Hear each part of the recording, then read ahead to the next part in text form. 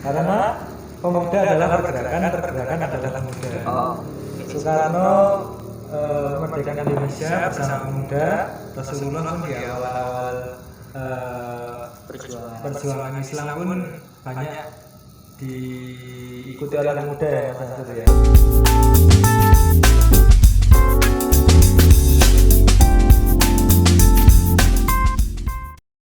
Bismillahirrahmanirrahim. Assalamualaikum warahmatullahi wabarakatuh. Waalaikumsalam warahmatullahi wabarakatuh. Alhamdulillahilladzi wa kafa wassalatu wassalamu ala nabiyil mustafa wa ala alihi wa sahbihi wa man ihtafa wa man sara ala sunnatihi ila yaumil wafa. Asyhadu an la ilaha illallah wahdahu la syarika lahu wa asyhadu anna Muhammadan 'abduhu wa rasuluh la nabiyya wa la rasula ba'd. Amma ba'd. Ya. Puji syukur kehadirat Allah Subhanahu wa taala karena berkat curahan rahmatnya dan pada cuaca yang sedikit mendung kali ini kita bisa menikmati segarnya udara dan Masya Allah sampai saat ini kita masih bisa menikmati manisnya iman dan indahnya Islam. Kedua kalinya selawat serta salam selalu tercurah kepada junjungan kita, suri tauladan kita, uswatun hasanah kita, Nabiullah Muhammad SAW. Karena berkat perjuangannya, berkat kucuran keringat beliau, berkat tetesan darah beliau, Islam dapat berdiri tegak di muka bumi ini setegak-tegaknya.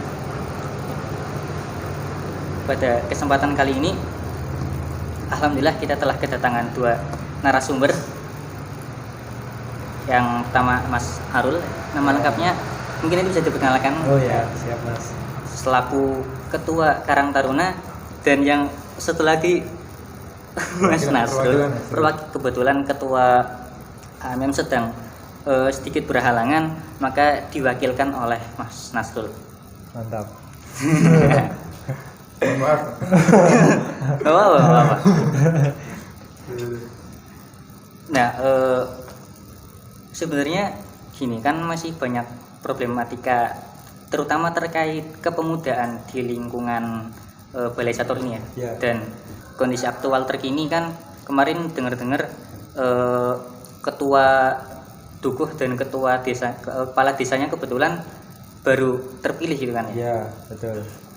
Nah, berdasarkan secara perspektif Karang Taruna sendiri itu kepemudaan terkait kondisi desa kali ini urgensinya itu apa itu? Mungkin Mas Nasrul bisa memaparkan penjelasannya. Jadi MM dulu. Ini Karang Taruna apa MM dulu? Boleh dari yang ujung dulu. Iya. Kalau di MM sendiri, ya sebenarnya nggak terlalu kalau perspektif MM ya nggak, baik kita nggak membahasakan sebagai perspektif MM kan. Ya, kita melihat ya pemuda sebagai salah satu bagian dari masyarakat yang penting. Kalau kita lihat dari segi fase hidup manusia ya fase yang penting, sehingga selalu penting pemuda ini bisa memaksimalkan potensinya di masyarakat.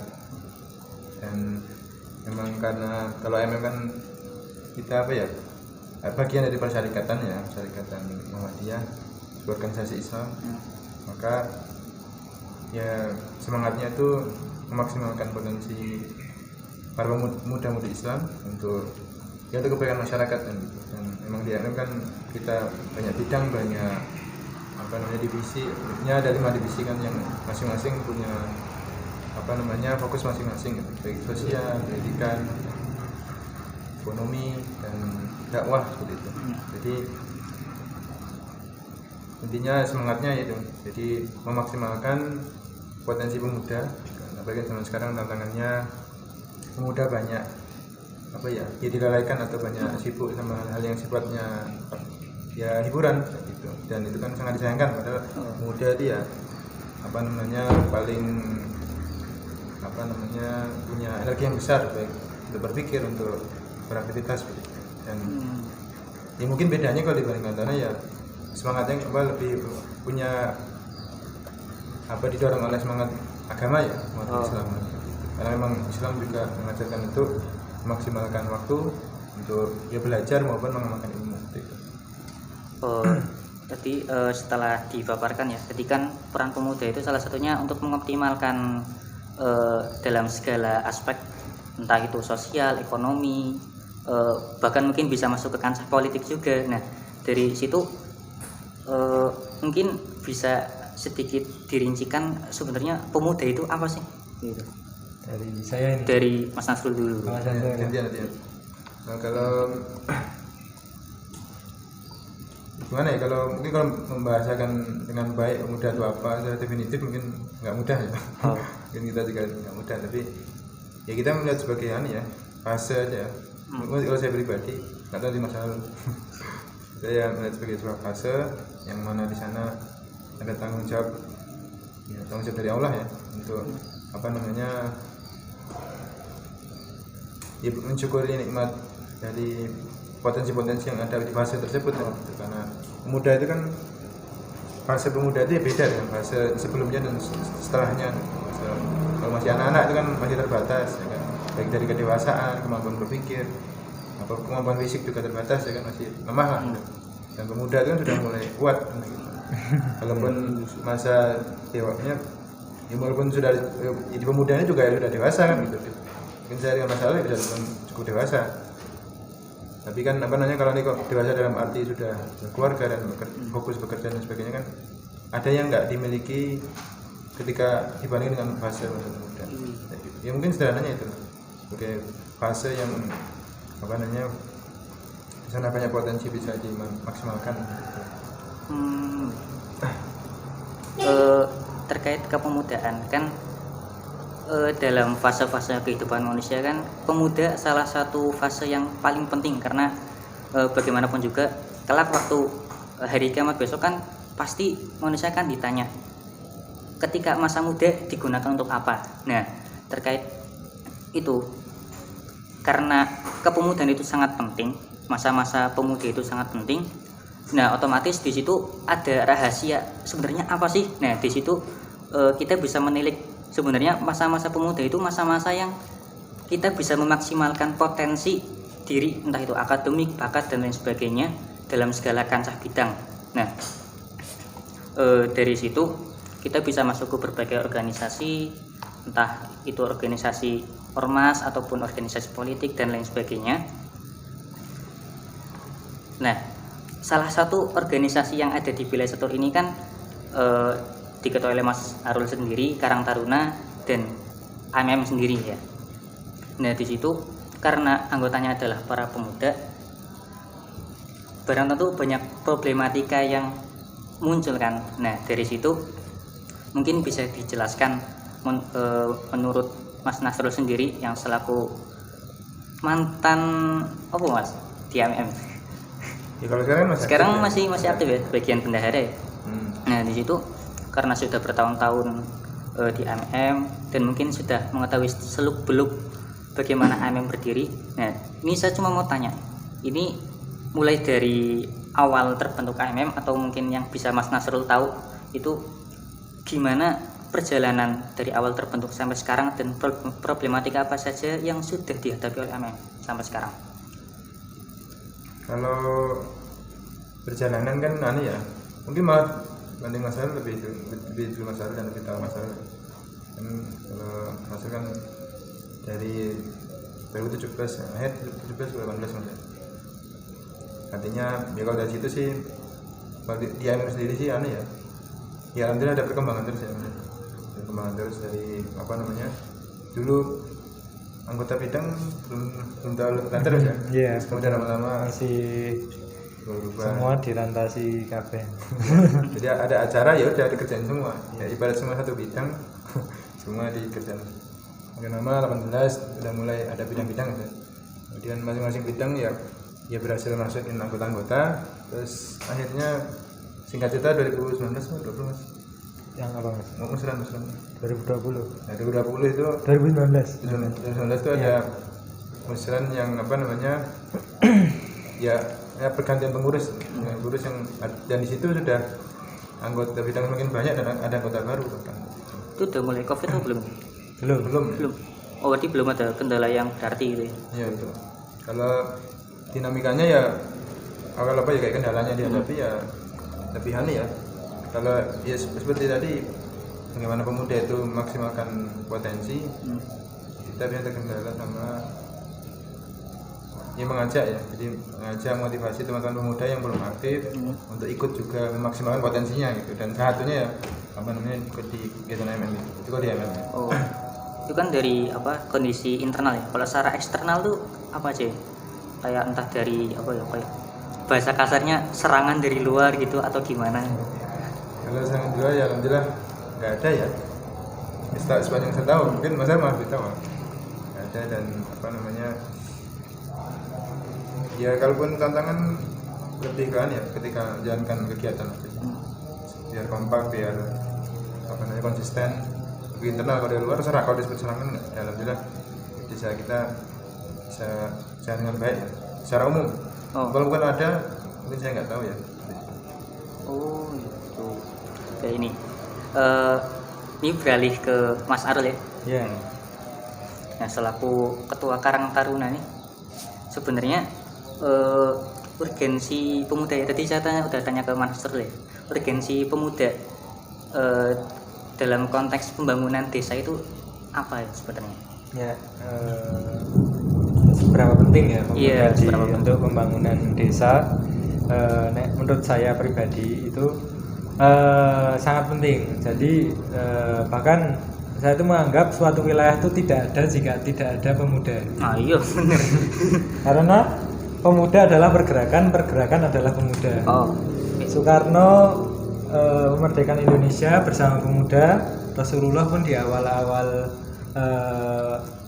perjuangan Islam pun banyak diikuti oleh pemuda ya Mas Ansur ya. Jadi memang tidak bisa dipisahkan antara kepemudaan dengan pengembangan atau suatu wilayah masyarakat seperti itu. Jadi sangat penting adanya pemuda itu dalam pembangunan suatu wilayah seperti itu. Kalau menurut Mas Arul sendiri pemuda itu sebenarnya apa ya? Ya tadi pemuda adalah pergerakan.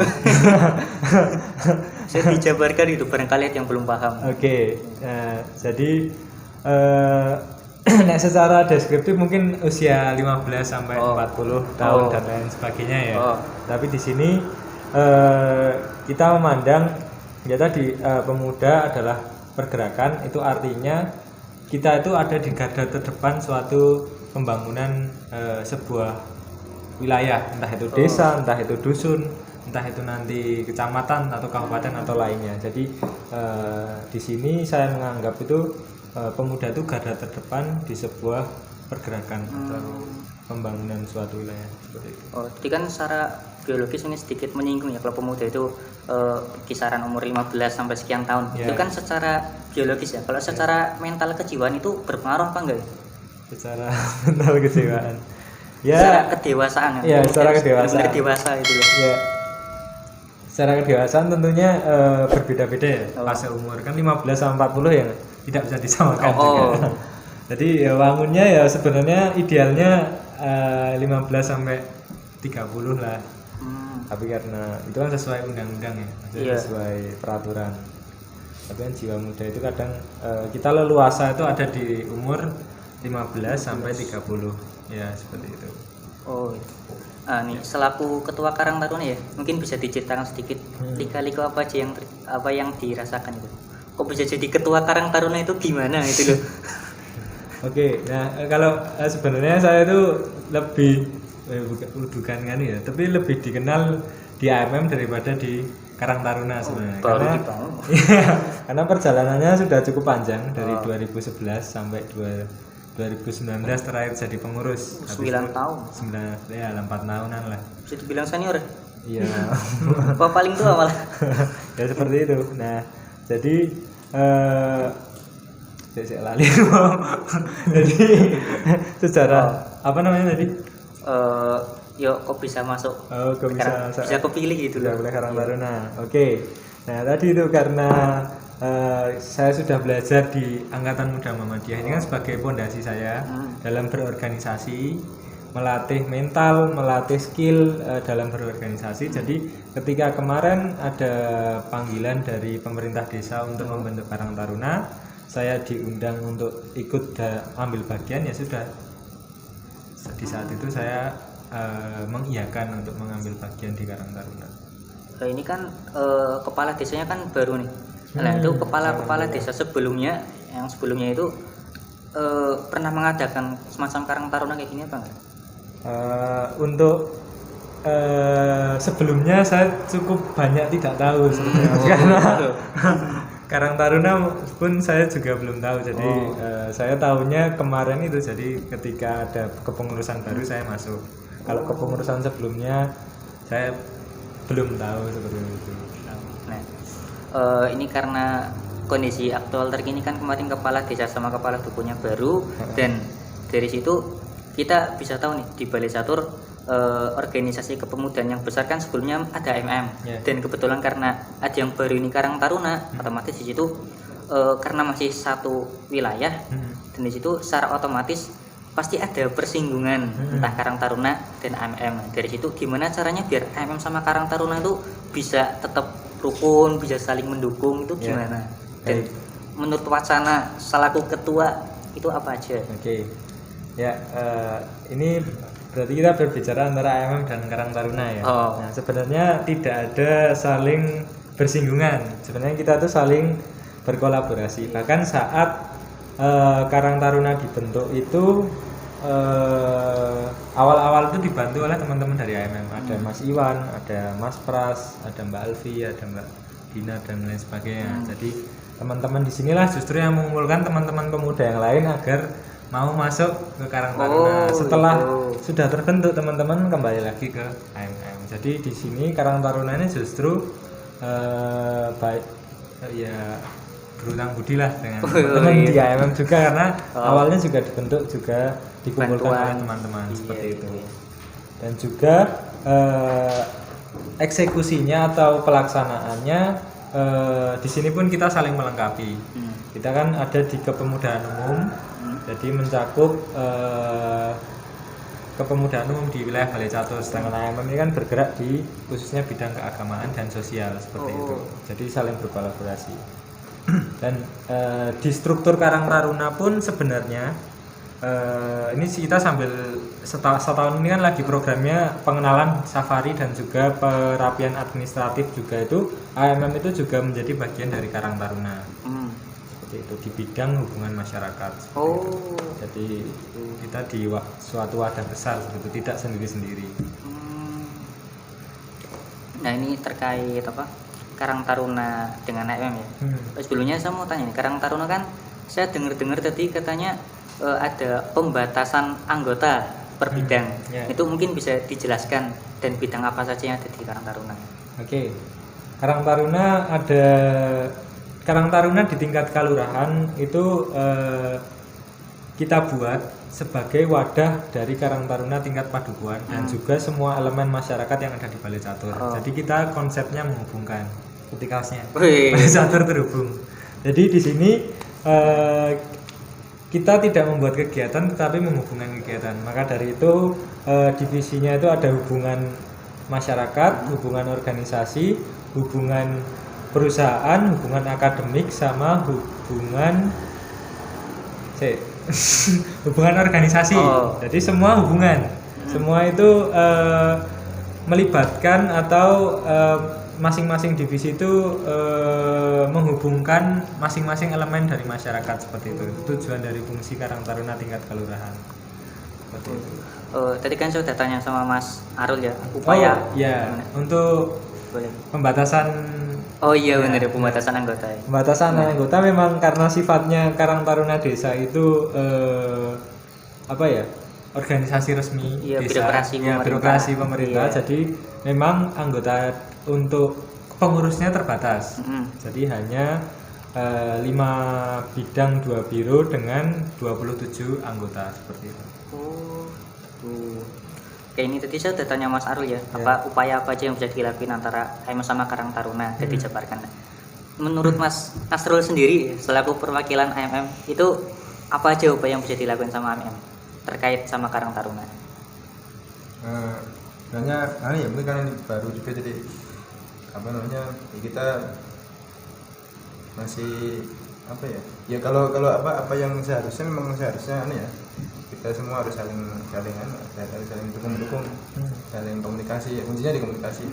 Dan cuma masalah gini sih, saya pribadi memang karena belum apa ya, terbiak belum banyak tahu sih kalau Karang Taruna gitu. Ya. Dan semakin sekarang ini baru semakin terasa Karang Taruna itu berkembang dan hidup. Kalau dulu kan kurang ya. Kurang. Saya soalnya gini, termasuk di rumah, termasuk kan di Temulor itu ya nggak ada. Ya. Saya nggak pernah lihat, nggak pernah jadi apa namanya, belum terlalu punya gambaran. Tapi tadi juga kan baru tahu nih apa yang disampaikan Mas Al kan kita baru tahu juga bahwa ternyata bagus juga ternyata Karang Taruna punya apa namanya rencana untuk menghubungkan ya. Dan menghubungkan, menjalin komunikasi atau silaturahim itu kan memang jadi hal yang strategis untuk pengembangan. Kalau apa namanya, kalau kita singkatnya sederhananya sih memang penting ya untuk kita saling ngobrol terus ke depannya, walaupun kalau rincinya memang belum bisa ya, kita kan belum begitu dan ya, walaupun juga ya alhamdulillahnya kalau cuma sekedar kegiatan di AM masalah sudah tahu, jadi mungkin dari masalah sendiri justru malah banyak punya gambaran gitu, sudah punya banyak gambaran. Tapi yang jelas kalau di AM memang yang khas itu kan di dakwahnya. Dan di Karang Taruna itu sifatnya lebih umum ya, semua pemuda semua pemuda Islam begitu. Jadi kalau secara umum yang mungkin bisa kita lihat ya bagaimana nanti AM bisa maksimal di dakwahnya, kemudian Tunan dari belakang kita bisa membantu menghubungkan. Jadi ya saya mendukung setidaknya kalau dari perspektif MM memajukan dakwahnya gitu. Dakwahnya atau kualitas keagamaan rohani dari masyarakat khususnya kalangan pemuda gitu. Oh ini sedikit intermezzo ya buat teman-teman yang lain. Antara Mas Nasrul sama Mas Arul sendiri lebih senior mana ya sebenarnya? Senior secara apa dulu? Dari kancah organisasi MM gitu. Lebih tua dari saya. Oh iya itu. Master S2 sejarah. Master sejarah. Oh, nah ini secara AMM loh. Ini kan sama-sama udah lama berkiprah di AMM. Itu kalau ditilik dari umur senioritas di organisasi. Di organisasi itu tuan siapa itu? Senior siapa? Kalau tua Mas Arul. Kalau saya itu tidak pernah menganggap adanya senior junior, itu nggak pernah. Jadi ada anggota baru pun justru saya belajar dari anggota yang baru, karena bagi saya ya namanya berjuang itu ya kebetulan saja saya lebih duluan. Tetapi kan soal skill, soal teman-teman tenaga teman-teman kan sebenarnya sama, iya masing-masing. Jadi hanya soal waktu, yang lainnya kita sama. Betul. Jadi antara saya Mas Nasrul itu sama aja sebenarnya. Bahkan dengan Mas siapa? Higien. Mas Higien itu pun sama, saya anggap sama dia. Saya cuma artinya gelato. Jadi Mas kan masuk 2017 itu jadi ketuanya Mas Arul gitu. Oh. Ya memang ya masa-masa berjuang itu ya.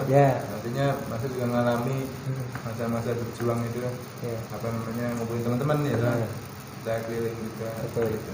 Kalau akhirnya itu kan masih di dakwah. Ya setidaknya di dakwah itu jadi pengajian ke satu masjid lain. Sebelum ini kemudian kita bikin panitia Karamba yang itu gabungan dari berbagai masing-masing. Jadi kalau secara waktu memang begitu Mas Arul.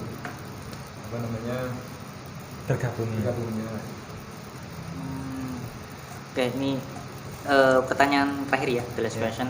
Ini apa pesan dan kesan selama masih menjadi AMM dan untuk teman-teman semua, mungkin bisa diwakilkan dari secara AMM ya, diwakilkan dari Mas Nasrul jadi itu pesan kesan sama buat teman-teman tuh gimana? Pesan dan kesan? Iya. Sebagai perwakilan AMM. Dalam kaitannya dengan kepemudaan. Kan temanya kepemudaan. Kalau sebenarnya ya pesan-kesan itu lebih ke Mas kalau udah mau sudah mau berakhir gitu. Tapi kalau ya sekedar pesan ya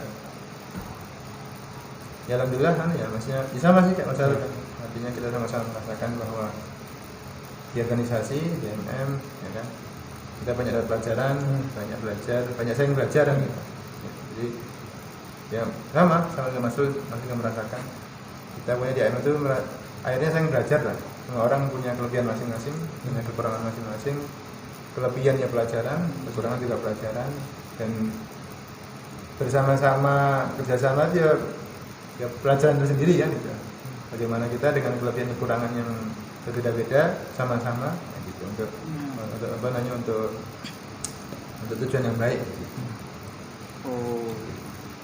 Nah, untuk Mas Arul sendiri ini kan kesan dan pesan kan berhubung Mas Arul ini udah bisa dibilang mantan anggota MM ya. Jadi pesan buat anggota MM sekarang dan untuk pemuda secara umum dan kesan selama menjadi MM itu apa aja? Oke.